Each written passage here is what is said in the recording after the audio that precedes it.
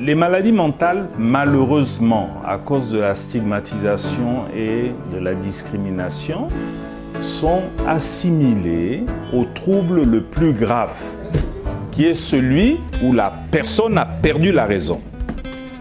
Sur les facteurs qui peuvent prédisposer quelqu'un à faire une maladie mentale, notamment les facteurs toxiques, l'alcool, les drogues, aussi bien que les facteurs environnementaux. La situation de la santé mentale est difficile en Afrique et il y a le problème de l'allocation des ressources. On se rend compte souvent que la santé mentale est le parent pauvre de la santé. C'est pour cela qu'il est important de faire des actions de plaidoyer afin que le personnel politique se rende compte que la santé mentale, c'est quelque chose d'important, d'autant plus que c'est un problème de santé publique.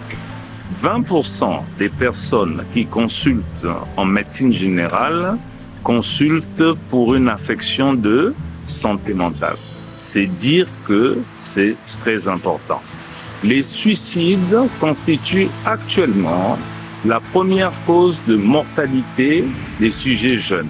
Et on sait que lorsque quelqu'un se suicide, c'est que généralement, il y a eu un problème de santé mentale qui est passé inaperçu. C'est pour ça qu'il est important que les professionnels puissent faire le dépistage, mais il est également important que les familles soient informées sur les signes qui peuvent leur permettre de déclencher un appel à l'aide.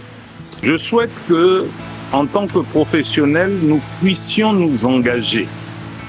Qu'il y ait un engagement physique, qu'il y ait un engagement moral, qu'il y ait un engagement spirituel et qu'il y ait également un engagement financier pour que nous puissions être les artisans de notre propre destin et améliorer, participer à l'amélioration avec notre ministère de la Santé et de la Population, à l'état de santé mentale de nos populations.